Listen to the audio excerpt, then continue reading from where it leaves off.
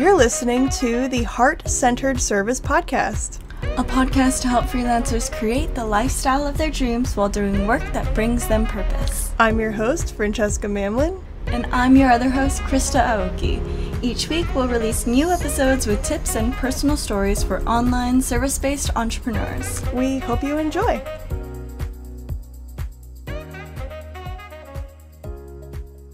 Welcome to episode 15 of Heart-Centered Service. In this episode, we're talking about creative ways to bring money into your business because it is all too common for freelancers to start taking on tons of projects and say yes to everything. And then all of a sudden, because we're trading our time for money, we reach that income cap and our income plateaus. I know I'm not the only one who's experienced this, but to be honest, sometimes taking on all of that can be draining because you're spending all of your time on projects and client work. So today we're talking about creative ways to bring money into your business so you can free up your time to live a purpose-fueled life.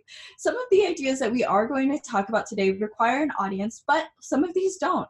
And personally, I see a lot of benefit to growing an audience of your potential clients whilst freelancing, but you can also creatively build alternative income streams without an audience. Yeah, for sure. And yeah, you're so right. The reality of freelancing is that you are trading time for money. Even though value-based pricing and like all that stuff can help you scale your business to a certain extent, you can only really raise your rates so high. So if you want to bring in a lot of money and live your dream life, you have to be really inventive with how you scale your business and maximize your time. Some people like to go and create agency models to scale a freelancing business, but honestly, that isn't for everyone. If that's for you, great. But there's so many other ways to grow income and build a full-time income online that don't include like just working with clients. So every business owner is different. Everybody's going to have their own unique combination of our ideas and like their own ideas. So just like listen to this episode and see if anything like gets you excited or is like, oh, I could do this, and kind of go with that. So yeah, let's dive in. I'm excited about this one. Yeah, I'm really excited too. So the first thing that we wanted to talk about are products, digital and physical. We kind of just cap the two together, but there are a ton of ways that you can creatively bring this extra income stream into your business through products. So some physical products are like t-shirts and stickers. And I've also seen people sell ebooks and workbooks. And there are a lot of different ways that you can sell your ebooks. So you can sell ebooks from your website using WooCommerce or SendOwl or Squarespace Shop. Or I've sold ebooks on Fiverr actually, and I made a good chunk of change selling an ebook full of content that I had already written for $5 a piece, and all you have to do is deliver it within like 24 hours, and it's really easy actually to put together and do. I love that's so creative. I remember when you were doing that when we were in Bali. It's such a good idea. And yeah, I think one of our past guests, Megan Seeley, she's the goal designer. She used to just do client work. Like she just used to coach people on planning and goal setting and stuff. But I think the majority, I could be wrong about this, I think the majority of her income is now digital products. Like she sells guides on like how to make CEO reports and like how to plan out your week and stuff. And that's really awesome. And I think the writing and publishing ebooks can sound kind of daunting because it's like, it's a book, like you're writing a book.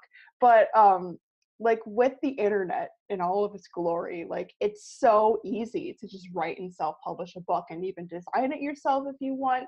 And then it's like residual income. And like, even if you sell it for a small amount of money, but when you're selling like it for, $20, $30, $40, it's a really easy investment for people. So it can be a really easy sale to make.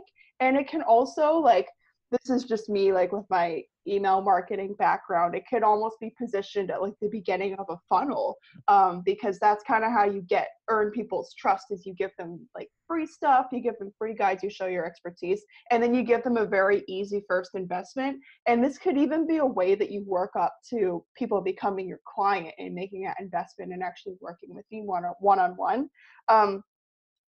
When I was in my email marketing sales funnel days, I did write an ebook about, what was it about? It was about customer research and like market research. And a book that I really, really followed and it helped me was this book called Authority. I got it for free at the time, but it appears they are not giving it away for free anymore. They are now selling it on Amazon. So we'll put the link to it in the show notes. But it's basically how to like come up with an idea for an ebook, how to go about writing it, and then how to go about marketing and selling it. Like anything that you could possibly need to know about writing and self-publishing an ebook is in that book, Authority.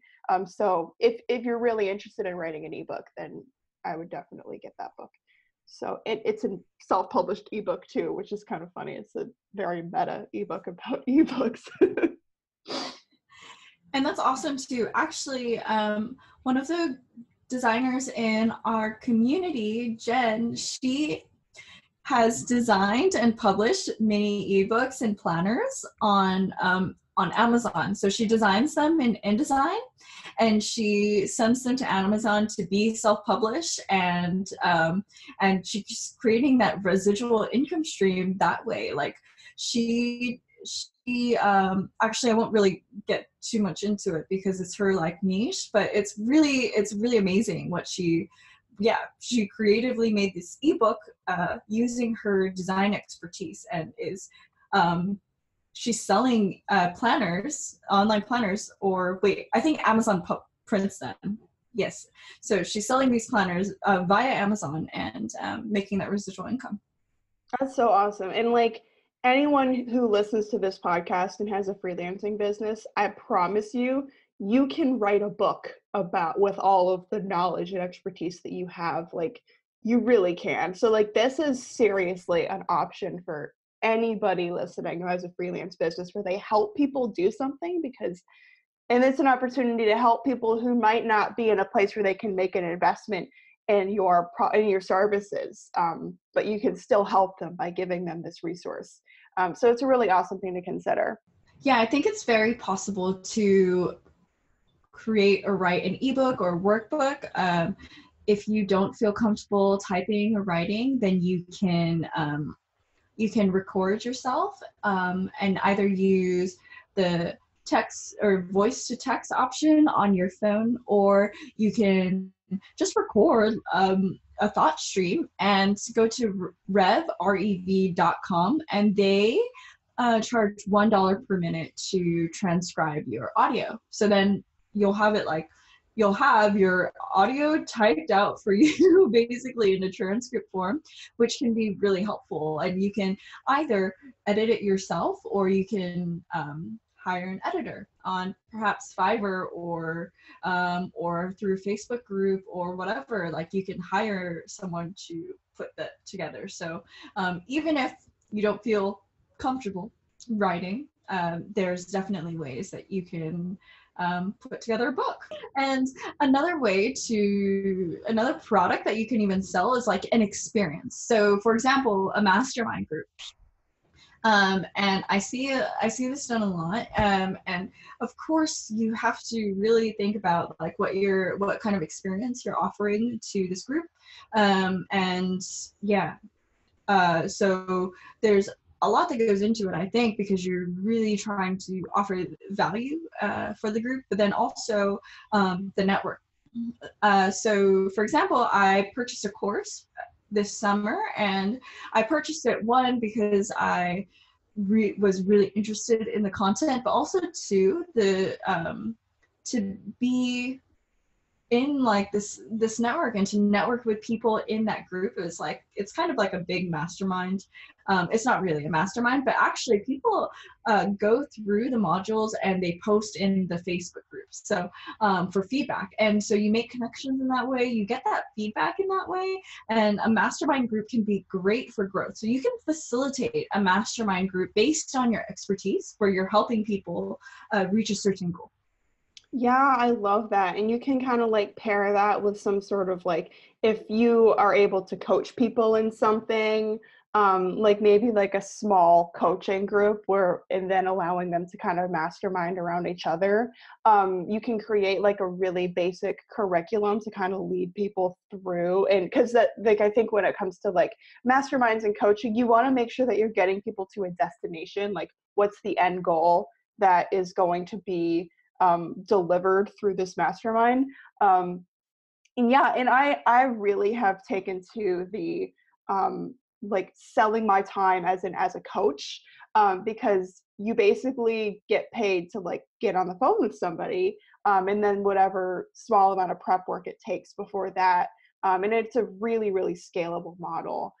So small group coaching, masterminding, that stuff can be really scalable, and you can charge really premium prices for that stuff, because a lot of times people who are willing to are serious enough to join a mastermind or hire a coach, these are people who are really serious about what they do and who really want results. So you can really go for those premium prices, which is really awesome, because then you feel good about it, because you feel good about things you're getting paid really well to do, and then it's all good. Yeah, definitely. And for results, just like I'm willing to pay for certain results that I want to obviously get, right? And so everyone is in this way. So you just have to figure out like what in your circle, whether it's like your client circle, what results, what are they like missing, what are they going after, what are they struggling with, and how can you offer something that helps them. I guess that goes without saying, right? But Yeah. really create this experience where you're really bringing them to an end goal. And I think another benefit of the mastermind is really just the community and being able to connect with people and get that feedback. It's such a valuable experience for entrepreneurs to be able to, I guess I'm like this is kind of a statement talking to people who are B2B and like would be working with other entrepreneurs, but like for entrepreneurs, being able to like bounce ideas off of other entrepreneurs, people who know the business world and like understand the problems that they're working through and the questions that they have, like that is so valuable.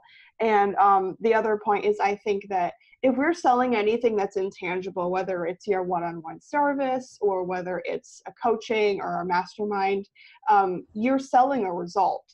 So that's really where the focus should be, which is, you guys probably already know that if you've built freelancing businesses, like clients come to you because they are looking for this. So if you're looking into like selling something else that's a little more intangible, you got to apply the same logic to it. Yeah, and another thing too that I've seen done is like workshops where you're teaching your client base, well, like maybe how to how to like write something like a specific kind of article, or like maybe you're teaching them how to do PR writing, or you're teaching social media managers like something small that's really useful to them. And so it wouldn't necessarily be B2B, it's like, or like it would be like business to employee. And so you could really take what you know and create this experience for someone, which goes into past masterminds actually, into training. And so so another way you can create this passive income or alternative income stream, it's not passive. Another way you can create an alternative income stream is by creating a course. And so there are a few different ways that you can create and offer a course. Fran, do you want to take the wheel?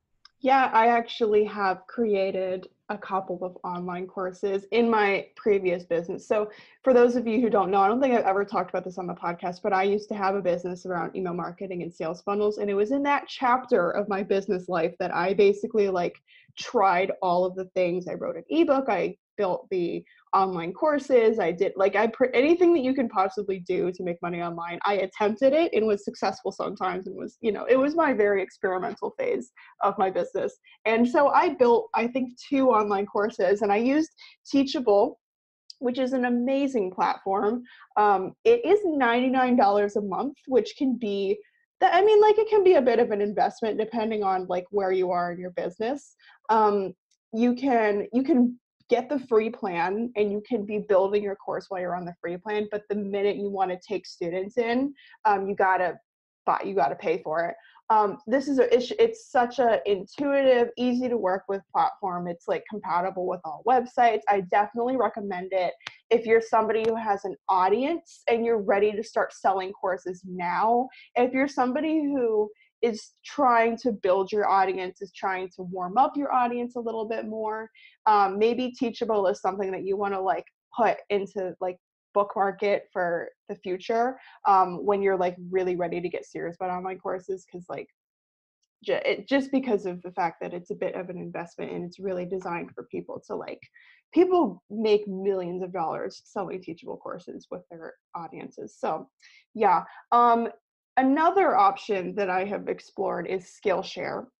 So if you're somebody who does not currently have a big enough audience to like sell courses through your own marketing, Skillshare is a platform that markets your courses to the Skillshare members based on like their interests. So like they join the Skillshare platform, they pay for it.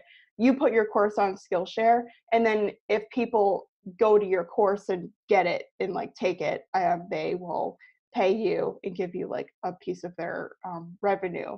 And it's also a really great way to grow your audience, because I've been a Skillshare member for a couple of years now, and just knowing the way the Skillshare audience behaves, like I spend a lot of time on that platform because I love the courses. I always join, like I join audiences of people because I've taken their courses. And like I have so much trust in that platform that like I can see how that could be a really great audience builder for somebody who wants to do that.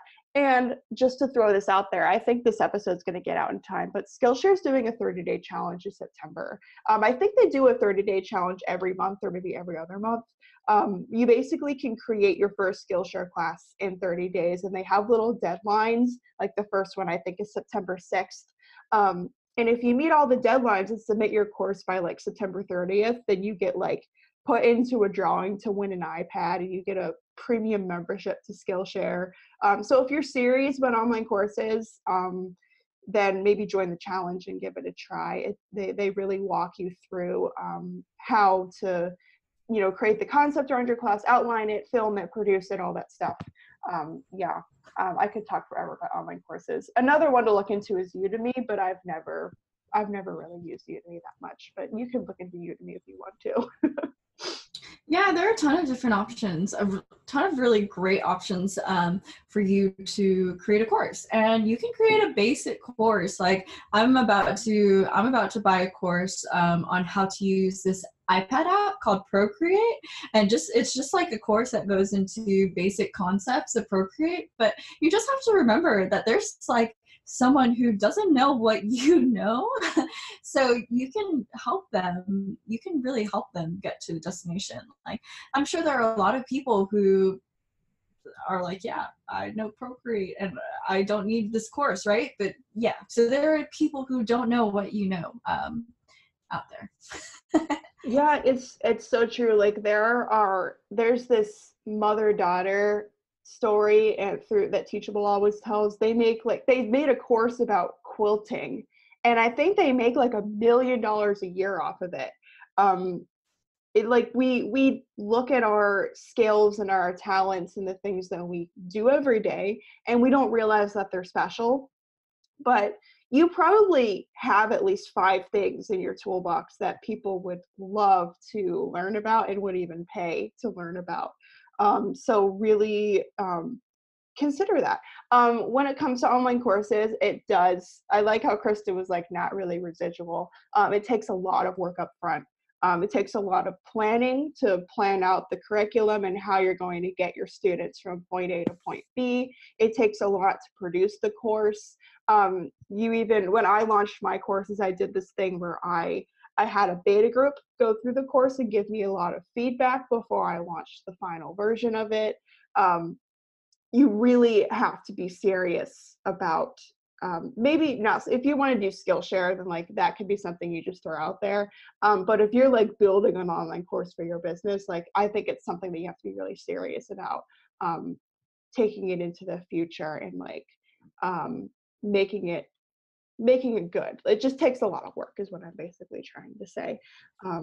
So yeah, well, try that out. Yeah, and if you host it on a platform like Skillshare or Udemy, then you don't have to worry about the marketing. You probably have to worry about the SEO for the course, but not for like building the audience. So you just have to like research what people might be searching that are relevant to your course and put in that work, but you don't have to put in the tons of hours that it takes to build an audience. Yeah, for sure. And it's true. If you don't have an audience right now, but you're like, oh, I really want to sell a course, just put a course out there on Skillshare or Udemy, and then just like work on building an audience if you want like to create a course-based business. And then you can even like, this is just me like brainstorming with my sales funnel background, but you can even like write ebooks or workbooks that are kind of in line with the sort of courses that you're planning on selling, and use that as like an easy first investment, where like the course in the future might be a next step for a customer to take to learn more about a certain topic. A lot of creative ways that you can position this if you're someone who wants to create like one of those like residual income only businesses where you're just selling digital products and courses. Ooh, I like that idea, because you take it to the next level. And I think that focusing in on one topic is really good. And then if someone wants to go into a different topic or learn more about something, then they will. And so sometimes like people get really overwhelmed with tons of information. So it's really better to niche down and focus and be specific, because people buy courses because they want something specific, not because they want to like know it all. Yeah, and I think that's a really important thing to keep in the back of your mind when we're talking about creating additional income streams for your business, because it's like you can easily be like, oh, like I want to do this ebook over here, I want to do this course over here, and I want to sell like this product, and like it's just all over the place. Your business and your brand has to be a very cohesive, like consistent message. So like there really should be one core thing that your business teaches or that your business does, and the products are kind of like complements of it. But and it can be really easy for you to be like, okay, so I'm going to like write this ebook over here about like copywriting, but I'm going to make this course about like designing, and I'm going to make this course about like setting up a website. Like, no, like you have to make sure that these all come together and unite under like, what is the thing that your business does? Like, what's the core vision, mission, values, and stuff. Anything that you do for your business should be like based off of that core. Yeah, I've tried to do it all and I end up regretting it, and getting rid of like I've been getting rid of what's not relevant. So yeah, I definitely vibe with that advice. But another way that you can bring in these additional revenue streams to your business is by publishing essays for Medium or Vocal. So Fran, you wrote an article on Vocal last year. Yeah, I wrote an article on Vocal, and this was right when I launched my last podcast, which was The Reckless Entrepreneur. And I wanted to, I'm like Vocal, it pays very easy. Like it's really easy to get to write an article on Vocal, and they pay you for the amount of people that look at the article. And so I wrote an article about like, what are the things that no one ever tells you about graduating from college, because a lot of what my podcast is about was like how I started a business right after college and how I like took the non-traditional path and like what that was like. So I was trying to like drive audience to my podcast, but like last month or something, like they had this like back to school or no, sorry, it was spring. They featured my article because it was relevant to people graduating from college, and they like made a collection of articles about it. And they gave me like a $50 tip out of the blue, and I'd like forgotten that I'd even done it. So it was kind of fun. Like it like when you write, it was fun because I put something out there and forgot about it and then just got money back. So yeah, you can definitely build a little bit of an income off, and even like drive traffic to your business, build a bit of an audience by publishing essays on platforms that already have a lot of readers that you can leverage, and then you make a little money off of it. That is so awesome. I think that's really cool. I just learned that this was a possibility because my auntie was saying she is interested in publishing her writing on and publishing her articles on different platforms. So she was looking into Medium, but I think that this is a really great opportunity for you to flex your creative muscle, write an article, and bonus points for writing an article based on your expertise, because you can bring people from that article to your website. And so if you really ask yourself, like, okay, if you really ask yourself, what is my ideal client struggling with? Or if you really know, like, what kind of resolution that you can give to people, because you're selling a service, but you're also like resolving someone's problem. So what resolution are you going to bring them in with via this article? And yeah, so it can be like, one, it can be a really great additional income stream, and two, it can also pull in potential clients or just people who will be happy to refer you in the future. So it's important to really think about these kinds of things. Or you can just write for fun and to publish an article for fun and get the additional income stream that way too. Yeah, bonus points if anyone finds the article I wrote about Bigfoot. Because it's out there. Okay. And another way to bring in additional income streams to your freelance biz is selling products on marketplaces. So we talked a little bit about products earlier, like ebooks or stickers. I really want to sell heart-centered service stickers in the future. Oh my gosh. I'll buy one. Yes. Lanyards, keychains, cell phone case. Okay, I'm getting a little bit out of hand. But to sell your products or ebooks on marketplaces. So, for example, designers sell their custom fonts or their images. If you're a writer, then you can you could make an image or work with someone to make an image based on like your poems. There is a writer, an author, Jenna Dale on Instagram, who she is like marketing her book like a really amazing woman. I'm pulling up Jenna Dale. And she just has her poetry in, I think it's like Times New Roman, sorry if I'm wrong, but it's in like a simple font. Her poems are in a simple font, consistent. She puts them on an image. You can do that as a writer. You can put your poetry on images, on stickers, on coffee mugs, and put that out there. So there is just like an option for everyone, a creative solution for everyone. Yeah, and I've never done this, but I buy a lot of stickers and stuff from Redbubble, and I believe that you can just, so like if you're an artist or if you have poetry or stuff that you can put on products, you just submit the images to Redbubble, and you're like, you can put this on a sticker or a mug or a t-shirt, like you tell them, and then people buy it, and then Redbubble, the company, creates the stickers, mugs, t-shirts, whatever.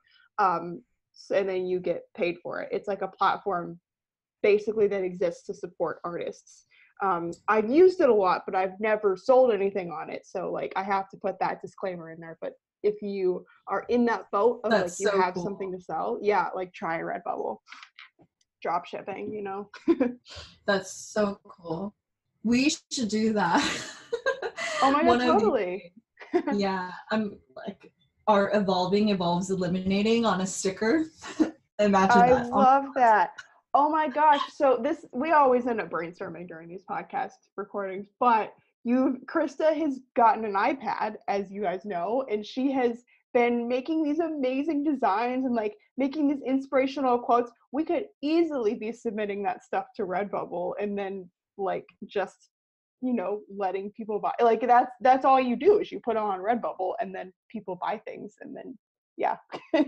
And it prints the stuff for you. So Yes, totally. And so some other marketplaces. So other than Amazon, we mentioned Fiverr earlier. Fiverr to sell like ebooks that you put out. I put it was like a less than 10-page ebook on Fiverr.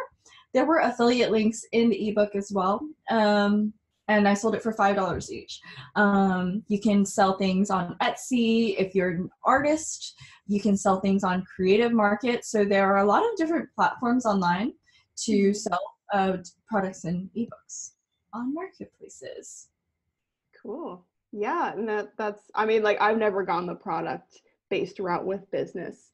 So I wish I knew more. But yeah, those are some good ideas. Probably for the designers listening. Yeah, and even just you don't have to be a designer to do these, because even like a social media manager could put an ebook on learn social media or social like hashtags for Instagram, and put like do like research, put together a research-based book on hashtags based on like someone's I guess genre or niche, and put that in a book, list the niches that you have covered in the book on the description so that people know what they're buying. So they'll be like, oh, this person has hashtags for dogs, like I need this, and just so yeah, like a social media manager could do that. If you're a writer, depending on what kind of services that you're offering, you can maybe even do like, oh, these are like 100 creative blog headlines that or like juicy words that people like to click to, or like headline writing. And so there are a lot of different ways that you can take your expertise and put it into an ebook. You could do like a tarot or astrology like summary guide, or just like a beginner's guide to astrology, and put that on Fiverr. So there are a lot of different routes that people can take selling their products or ebooks on marketplaces. Oh my gosh, so many ideas. I'm like a little overwhelmed now, but it's awesome. And speaking of tarot and astrology, I think that I mentioned both of those things. The next thing that we wanted to talk about were consultations. And so you can definitely offer consultations based on your niche. And it really just, I personally don't do it because I find it to be really intimidating.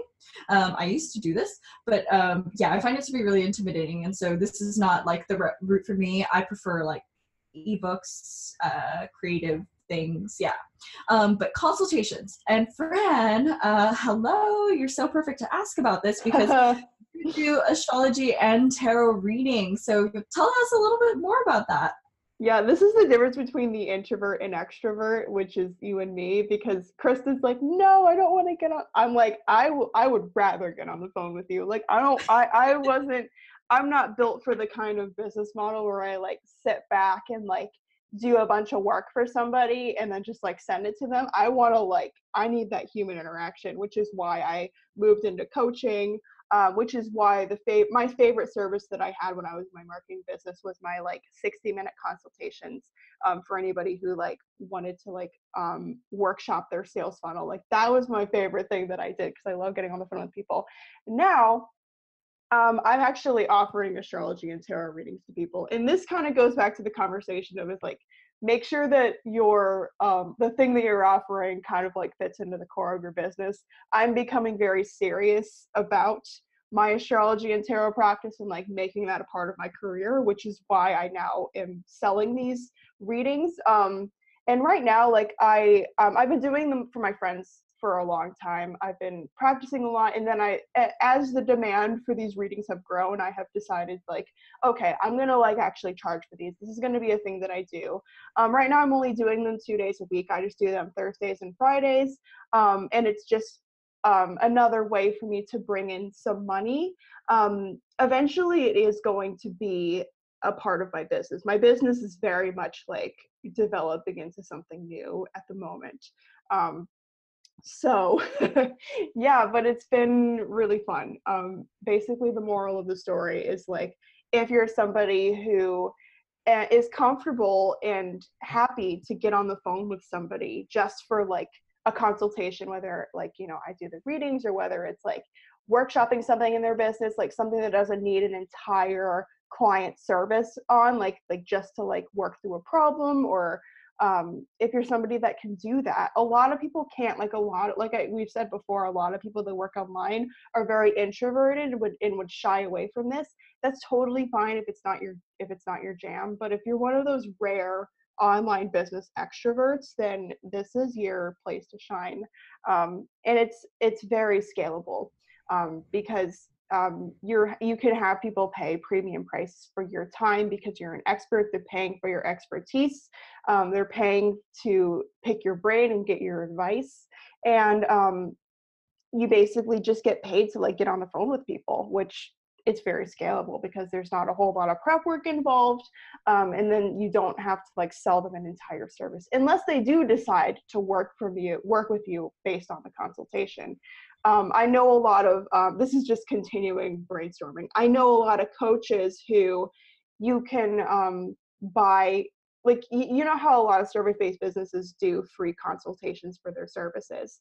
I know a lot of coaches who actually charge for their consultation. And if you buy their coaching package, then they just add that into the price of the coaching package. But if you just get a consultation with them and decide not to work with them, then you still have to pay for the consultation because like you got value out of being at that consultation. And there's like, it can be, a lot of people, it's going to be a really good option to like charge for that, just for like anytime somebody wants to get on the phone with you, because they're paying for your time. And a lot of times people get a lot of really valuable things out of just consulting with you. So that's my rant.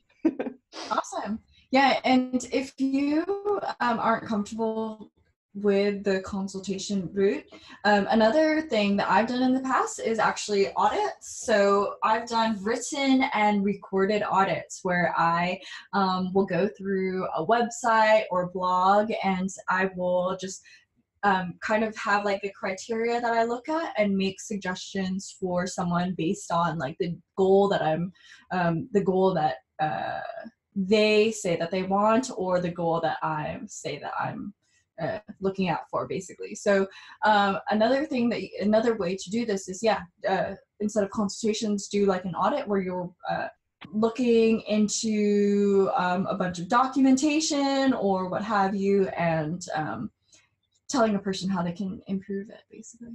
Yeah, if there's anyone listening who works like in the finance space or like in the website design space, like there are so many people who don't want to like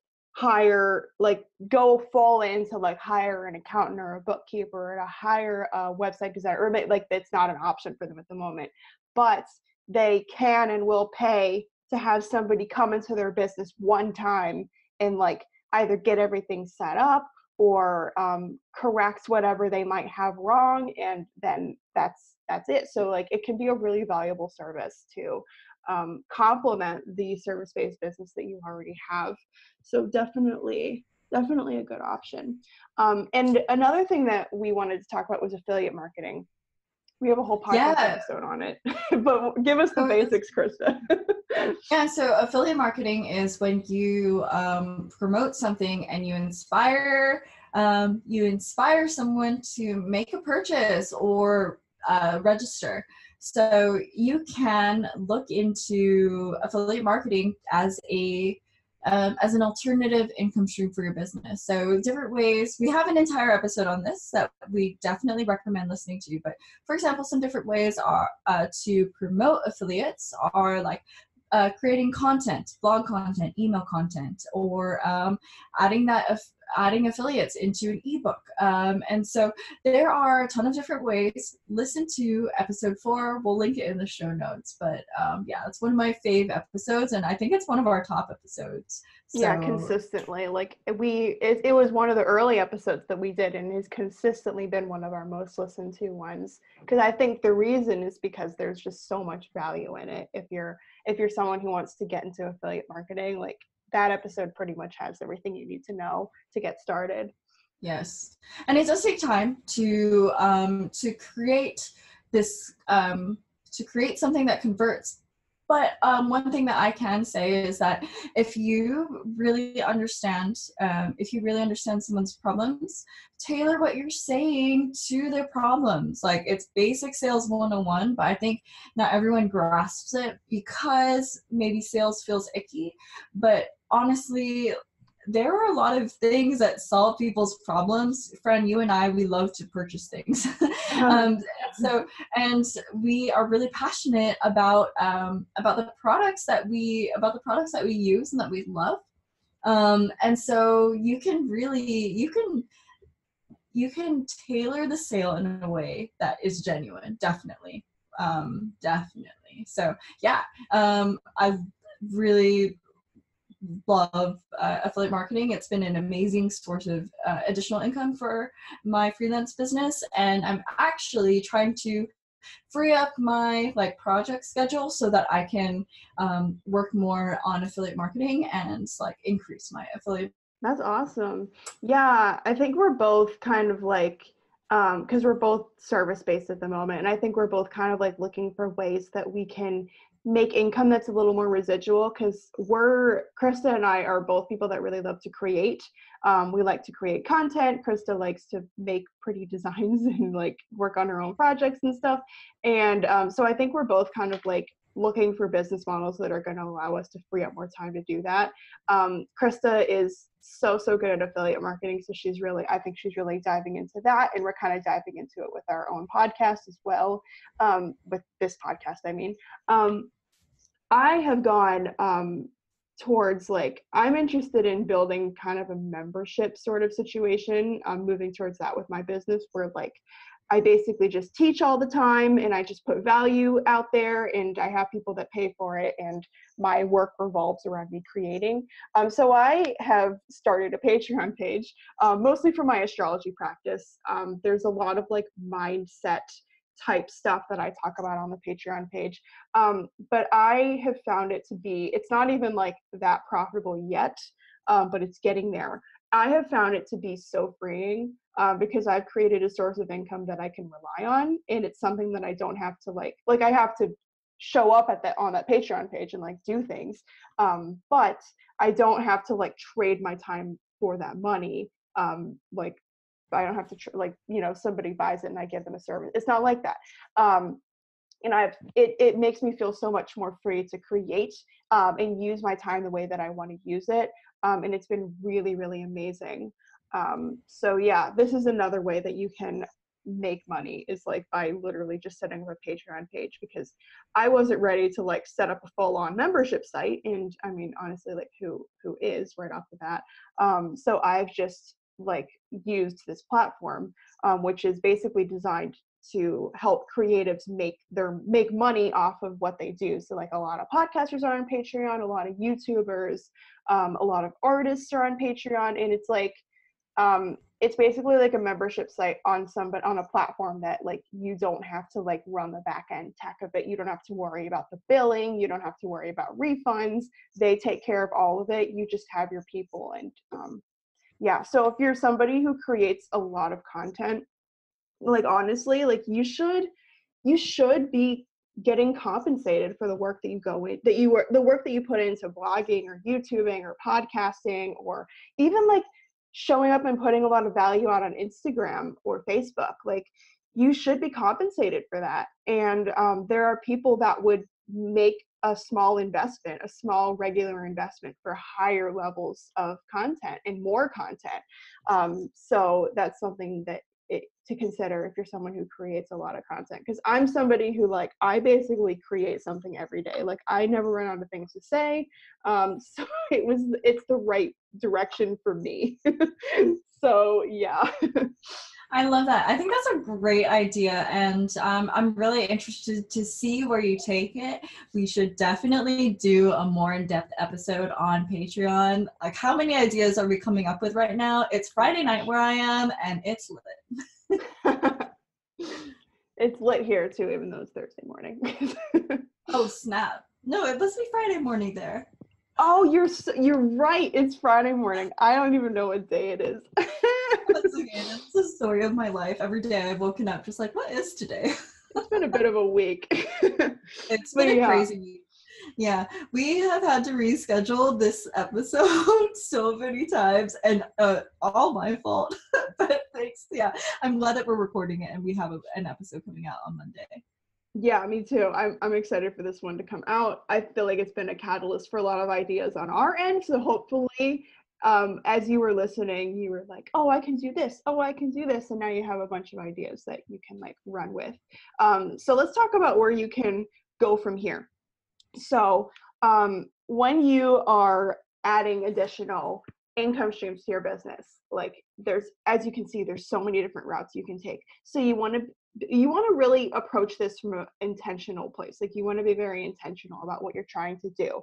So the first thing that I want you to do is I'd like you to journal. Like, I mean, I'm not going to tell you that you have to, but I'd really like it if you pulled out a journal and like reflected on this. Really think about what you want your lifestyle to look like.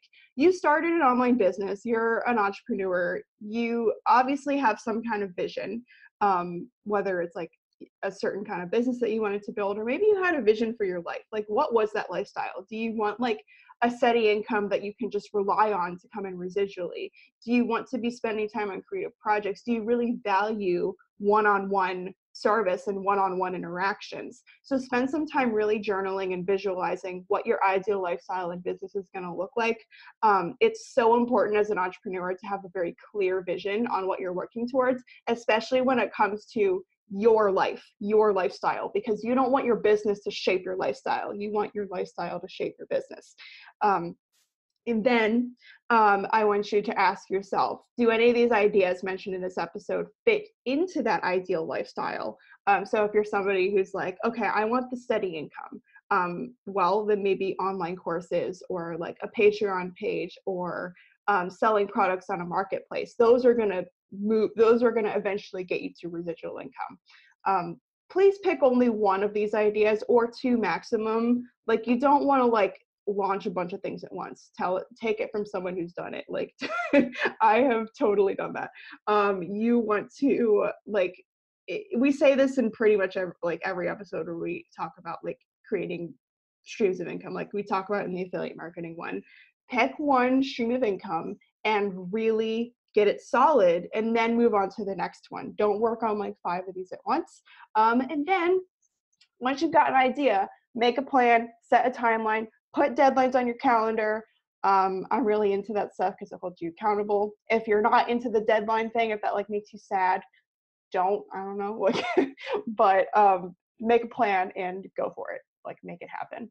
I think it's also really important to emphasize what you said, Fran. Do these ideas fit into the ideal lifestyle? I love how you know that that you like to create and that you want to build a business around creating. And so that's what you're doing with your Patreon page by offering these consultations and by creating so much content. You're putting so much content out there, and I really respect and appreciate you for it. This summer has been a real learning experience for me. Like, I've been super reflective and thinking about the kind of lifestyle that I want to have, and so how can I adapt in order to fit into that lifestyle. So it's such an inspiration, and I think that it's really important to emphasize, because it's true, we can get so caught up in all of the projects and then lose sight of of whether or not our work is fitting into the lifestyle that we want to lead. So yeah, I just 100%. Yeah, like 90% of the population gets a job and then builds their lifestyle around that job. So you can't even blame us entrepreneurs for taking that same model, because that's all that we see around us.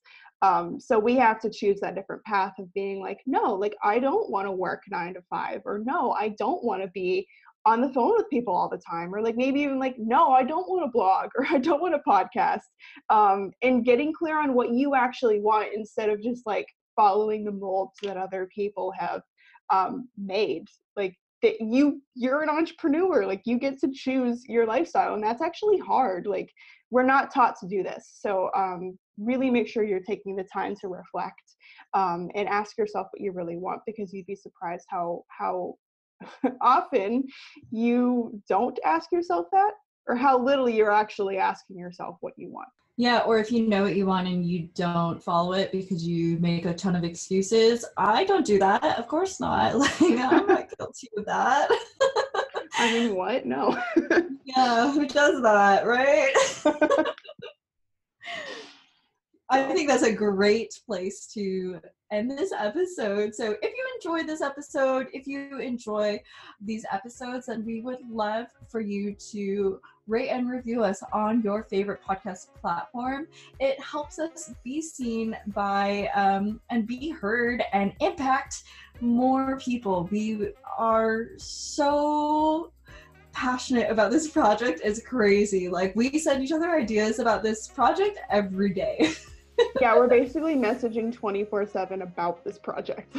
Yeah, definitely. And I'm like, anytime I have free time, I'm creating images for Heart-Centered Service. So also, because of where you are in the world, one of us is awake at all hours of the day because we're on different opposite time zones. So, you know, like we're always available to react to engagement and stuff. So yeah, definitely. Yeah, so leave us a rating or review, or slide into our DMs. Let us know what you think about this episode or the show, or what you want to hear, because we love hearing from you guys so much. We're obsessed with any feedback that we get. Like we love it when people listen to our podcast and when they talk to us and give us ideas and tell us things. We even had somebody comment on one of our posts, and now she's going to be a guest on the podcast. So like, who knows what could come from connecting with us. Try your luck. Definitely. Yes. So at Heart-Centered Service on Instagram, hit us up, fam, and we'll talk next week. Yeah, talk next week. Have a great week. Bye. Aloha.